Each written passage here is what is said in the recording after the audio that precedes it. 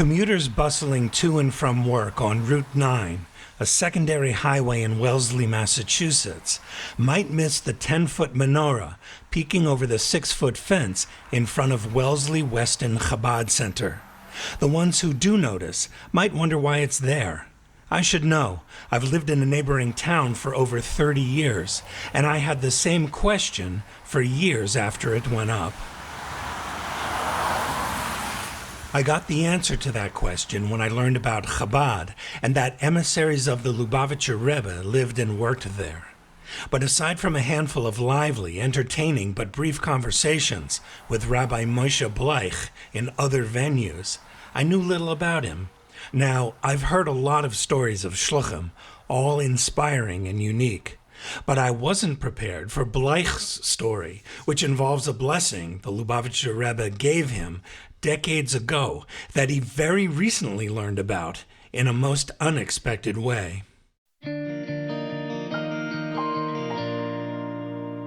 Back to our story in a moment, but first I'd like to tell you about a great opportunity. You can partner with Lamplighters in sharing stories of Chabad emissaries doing amazing work all over the world. Please consider dedicating an episode. You can email us at podcast@lubavitch.com to explore dedication opportunities. That's podcast@lubavitch.com. You can also let us know how we're doing and about the shluchim you think we should consider for upcoming episodes. Please rate and review Lamplighters to make it easier for other podcast listeners to find us.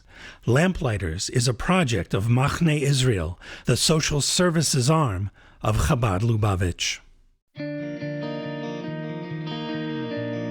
I'm Gary Waleik, and this is Lamplighters, stories from Chabad emissaries on the Jewish frontier. Life as a Chabad emissary is often joyous, but it can be unpredictable and even dangerous. Chabad has become a ubiquitous presence in every corner of the world.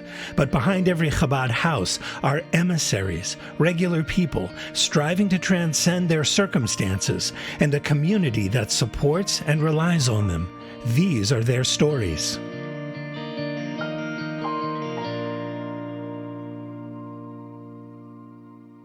My name is Moshe Bleich, and you can call me anything, but that's my name. Rabbi Moshe Bleich and I sit in the front room of Wellesley Weston Chabad, the center he and his wife Genny run in Wellesley, Massachusetts, a suburb about 15 miles due west of Boston. Bleich's generous ginger beard flames in stark contrast to the relatively austere colors of the many volumes of Talmud, Mishnah, and Chassidus carefully arranged in bookcases behind him. If not for those, and his kippah, he'd look more like a pirate or a jovial Irish bartender than an Orthodox rabbi. Just a few seconds into our conversation, he's already flashing his engaging sense of humor. Call me whatever you want, as long as you don't call me late for dinner. But Bleich is all business when the conversation turns to the unlikely way he came to become a Chabad Chossid and then a shliach of the Lubavitch Rebbe. I grew up in Brooklyn in a little town called Borough Park. I am the youngest of 10 children. When I was doing my research for this interview, I asked someone who knows you, what should I know about Rabbi Bleich? This person told me, Bleich is not from a regular Chabad family. What did he mean by that? What exactly is a regular Chabad family? There's no such thing as a regular Chabad family. Every Chabad family is colorful in their own way, shape, and form. That being said, here's my gig. I did not grow up in a Chabad family. We grew up in a Chassidic family in Borough Park of different persuasion. Stoller and Karlin, which is one of the famous Chassidic groups, goes back till the time of the Maggid of Mizrich. The founder of the Karlin Stalin group was friends with the Alter Rebbe. But Bleich has an even deeper family connection. My mother has 2 siblings that are shluchim of the Rebbe from the early years, from the very, very first handful of shluchim of the Rebbe. My mother's maiden name is Lou. I have an uncle who's Rabbi Shmuel Lou, Zal Gesund sein. He's a shliach for just about 60 years. He lives in England. And Rabbi Moshe Feller, along with his wife, Allah Shalom, that was my aunt, who are in Shlichus in Minnesota, maybe closer to 65 years at this point. Bleich says he led a happy, healthy childhood and loved growing up in a Stolen or Karlin environment. But here's the thing. Bleich lived just a 15-minute walk from the Lubavitch Rebbe in Crown Heights. He began to attend Chabad rallies. His first Farbrengen by the Rebbe was in 1988. I remember every detail. I was a child, but it made a really big impact on me, that Farbrengen. And then coming around to like different relatives' simchas that happened in Crown Heights, like Bomber Parade or getting $1 from the Rebbe, et cetera, et cetera. And I have just a whole slew of stories about that. But slowly but surely, that's what brought me closer and closer to Lubavitch. I grew up in the center of the Chassidic world. I've seen a lot of Rebbes. And my experience by the Lubavitch Rebbe was just a different experience. And it was otherworldly. There's something going on over here because I don't have that feeling when I go to all the other Rebbes. Never had that feeling that I would have when I went by the Rebbe. Yom Tov was incredible. Shabbos was incredible. I loved the way it was being observed within the Lubavitcher community. It's the same Torah and the same mitzvahs. But you could eat chicken and fish and soup with one flavor and one taste or no taste at all, or you can eat it with an incredible taste. This time it's so flavored and it's incredible. The spirit of it completely changed, and that didn't happen overnight. For the next few years, Bleich kept a foot in two worlds. And though he'd often accompany his father on trips to see the Lubavitcher Rebbe, he kept his yearning for Chabad and his growing desire to be an emissary of the Rebbe a secret. He was just 13 years old. I'm wearing an up hat. I'm wearing a long jacket, a langer rekel, with long payas, coming to Lubavitch, and I'm like, I want to be a shliach. I want to be in that army. When Bleich was 14 years old, he began learning Chabad Chassidus with a Lubavitcher friend who asked him, do you want to go to the Rebbe for Kaishal Bracha? The Rebbe's going to be giving out the wine tonight. It was Shavuos. And I say, yes, absolutely. And we go. And at that Kaishal Bracha, I go by the Rebbe, and the Rebbe has that piercing look. It was a second, but I had that second. And I remember thinking to myself in that second, I never, ever want to leave this moment, this place, this group. This is it. I know exactly the spot I was standing in 770. I felt like the Rebbe had looked right into my eyes, and that was that moment where everything changed. I decided that next day I was letting everybody know I was a Lubavitcher. Bleich says he spent the following summer trying to convince his parents to allow him to attend a Lubavitch yeshiva for the upcoming school year. My father was having none of it. It's not that his father was opposed to the young Moshe becoming a Lubavitcher. He just didn't want him to attend a Lubavitch yeshiva after so many years of studying in the Stolener. But in 1992, Bleich remembered that he had uncles who were pioneers in the Chabad world. I reached out to them and I said to them, hi, I'm your nephew. I want to go learn in Lubavitch Yeshiva. Help me make it happen. That summer I had a Rebbe, a teacher in camp, a Stolener camp in the Catskills that allowed me to use the phone in his bungalow. I called my uncles dozens of times saying, let's make this happen. They tried.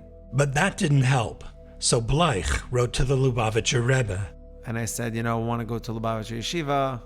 My parents are opposed to it. I gave that to Rabbi Groner of blessed memory. And Rabbi Groner went into the Rebbe with that question. And the answer that I got back from the Rebbe through Rabbi Groner Zatzal was, yes, you should go. I came home, I told my parents, I'm going. And my father's first thing was, well, I wonder what the Rebbe would say about that. And I said, funny you should ask. The very next day, Bleich says, he left Borough Park for the Lubavitcher Yeshiva in London. I went with the clothing on my back, literally. Bleich studied in London for 2 years, then attended Torah's Emes in Jerusalem. In 1995, he traveled to Ukraine to study Shechita in Dnipropetrovsk. Then he moved to Kremenchuk to help establish a Jewish cultural community on behalf of Rabbi Shmuel Kamenetsky, the Chabad Shliach there. Food was scarce in Kremenchuk, except for fruits and vegetables, so he and his chavrusa partner, Yitzi Lipschitz, would make regular trips to Kiev. Bleich's older brother is a well-known rabbi there, and he helped them obtain a much wider variety of supplies for the Kremenchuk community. On these trips, one of the stops on the way back to and from Kiev, from Kremenchuk, was Nezhin, where the Mittler Rebbe is buried. So my friend Yitzi and I decided that if we're going to do this trip by train, we have to go to the Mittler Rebbe. You're passing the Mittler Rebbe, you're Lubavitch or Chassid, you got to go to the Mittler Rebbe. When Bleich and Yitzi arrived at the Nezhin platform, they lugged large suitcases of food and a real prize, at least by Ukrainian standards then. We had not seen anything foreign sold in Ukraine up till that point. Everything you bought was Ukrainian. And here there was like some European beer. We weren't big beer drinkers, but we saw something foreign and it would be something that we could use to entice people to come to shul. So we decided we'll buy it, but it only came in a very large form, a tabletop keg. So we bought it, and we were going to bring it back and, use it at the Kiddush and enjoy it. Laden with their exotic delicacies, young Moshe and Yitzi asked a taxi driver to take them from the station to the grave of the Mittler Rebbe, the second Chabad Rebbe. I knew da and yet when I moved to Ukraine, there wasn't a soul that spoke English in those days. And a police officer is walking by and he kind of overhears the conversation and he realizes that we're foreigners and he turns to us and he says, "Document." And I realized we don't have our documents.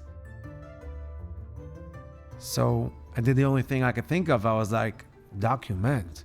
Sorry, I don't speak Russian. What does document mean? Figuring he has no idea that we use that word in English. So he says, "Passport." I said, "Passport." Sorry, I don't know what passport means or what document means. Anyway, he was having none of that.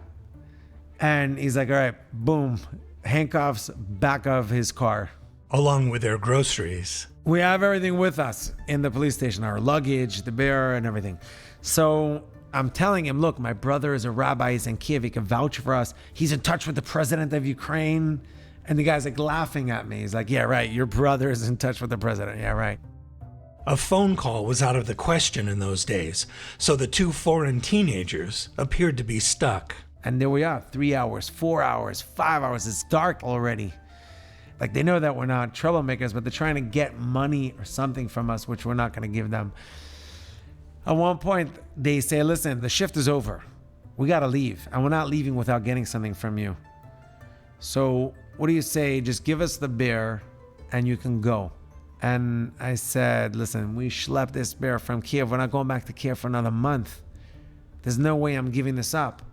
And they said, well, there's no way you're leaving without giving it up. So I said, you know what, let's make a pshara. Let's make a compromise. Let's have the beer now. They said, oh, wait, that's phenomenal.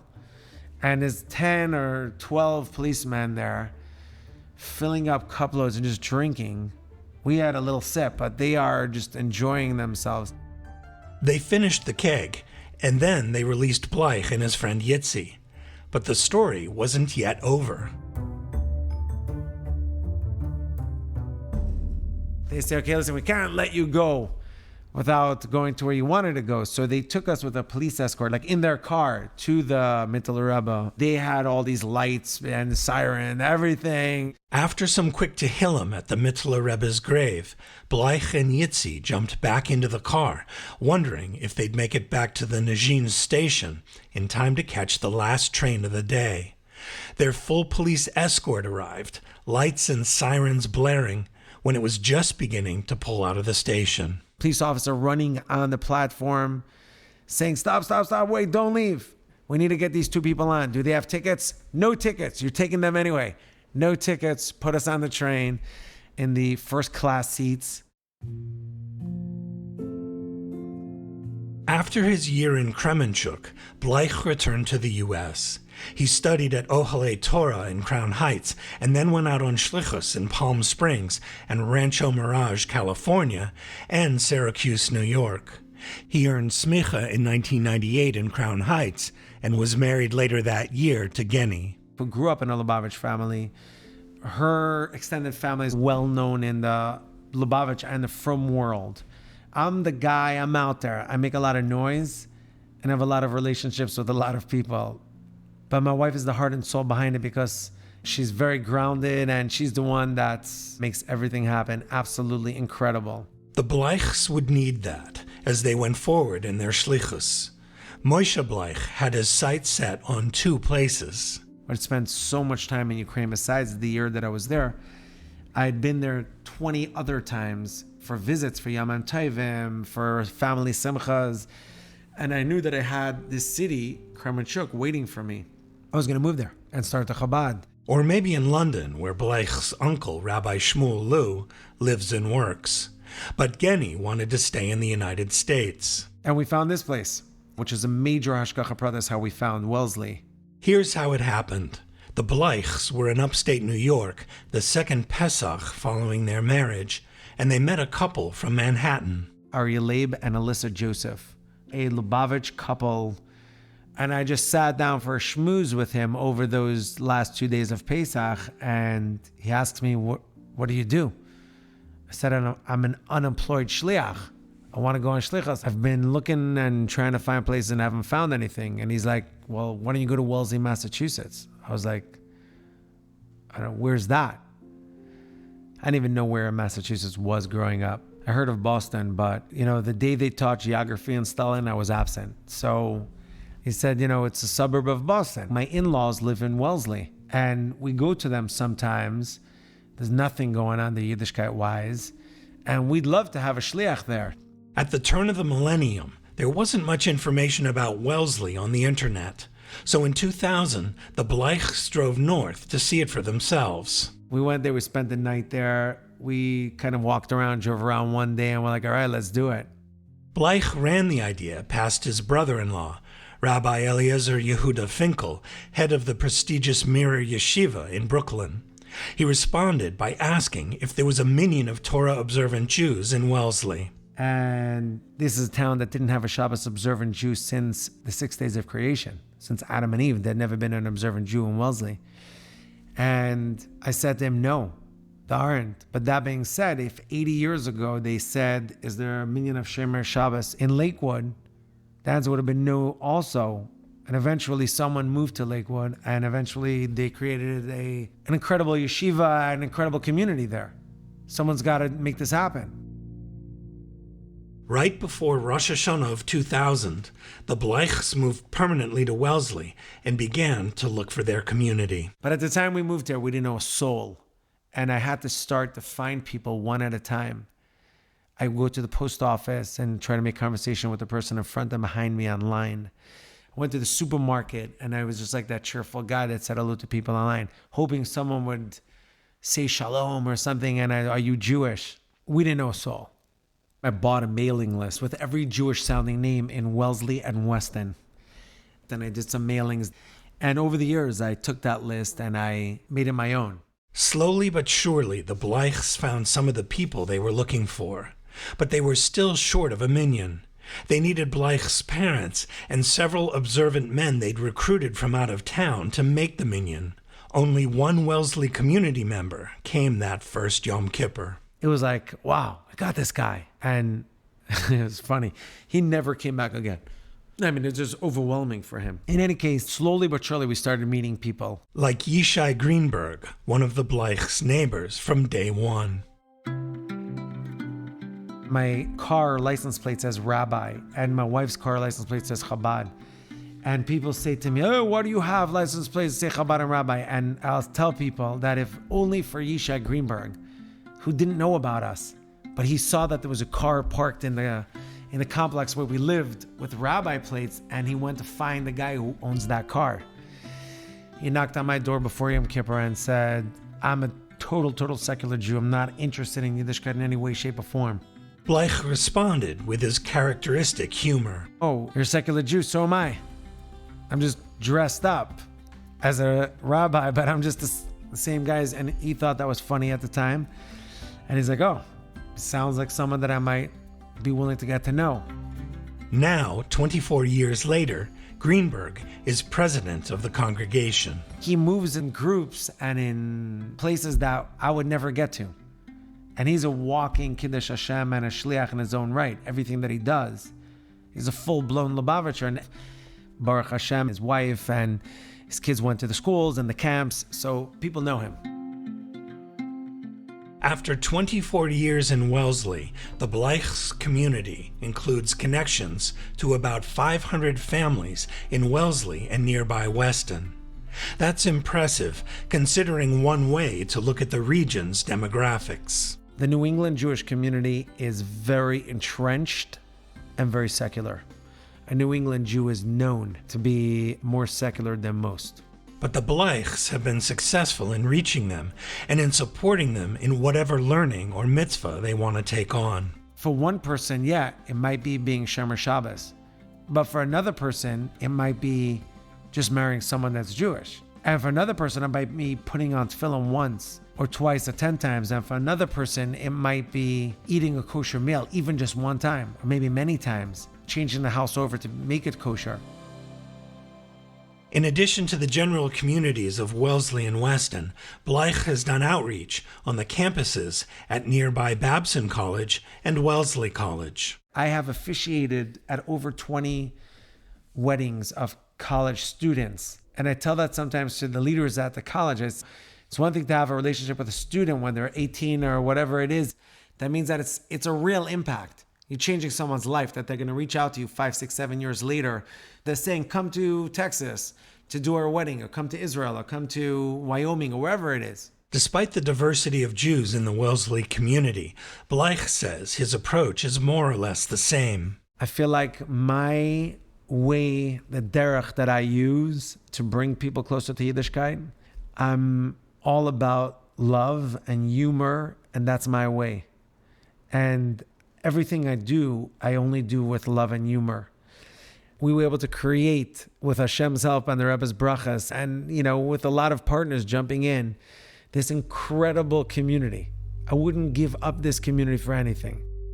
These days, the Bleichs offer Hebrew school, Torah classes for men and women, a newly renovated building with a new sanctuary, hospitality apartments, a men's mikveh, and a very recently dedicated women's mikveh. And who would have thought? Who would have thought that we'd have a mikveh here? It's just incredible. It's absolutely amazing. The Bleich son and daughter-in-law, Mendy and Mushka, have taken over campus outreach at Babson and Wellesley, and they run the Hebrew school. Rabbi Moshe Bleich is quick to point out that their outreach is more vibrant than ever, which he attributes to the vision of the Lubavitcher Rebbe and his blessing.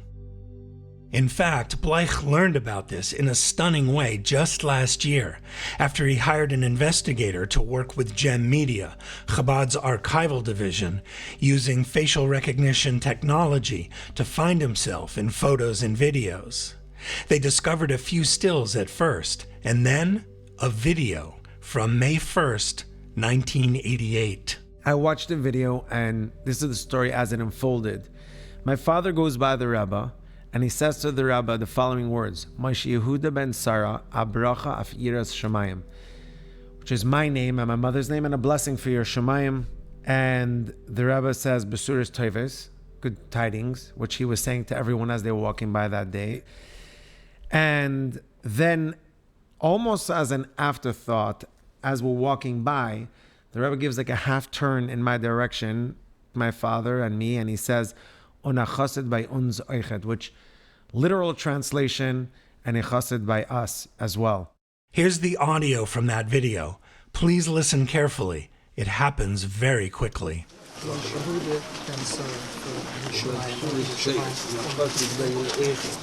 Didn't catch it? Here it is again.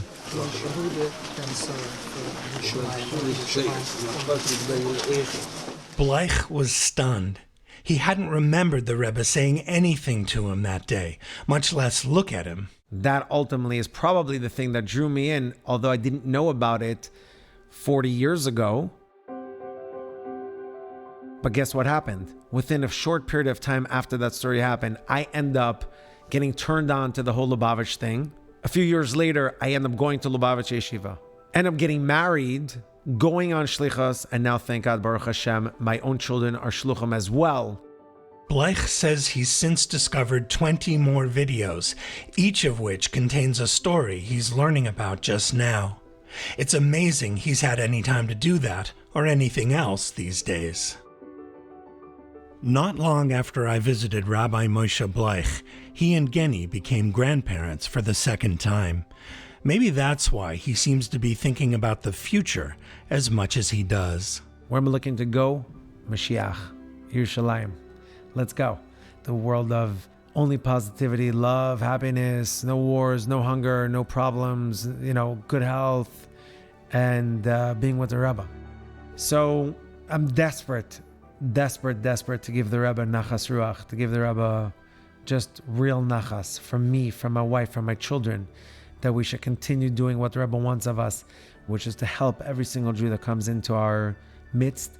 And that's what I'm desperately trying to do. Rabbi Bleich, you were by the Lubavitcher Rebbe several times, and you were reminded of those encounters when you saw all those videos you hadn't even known existed. So what would you tell someone who wants to connect with the Rebbe these days? Now in the post-Gimel reality that we have, any Chossid that wants to have that major connection to the Rebbe can have it, just like I had it that night.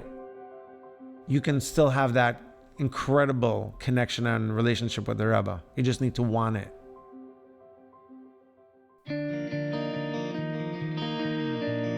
I'm Gary Waleik. Thanks for listening to Lamplighters, stories from Chabad emissaries on the Jewish frontier.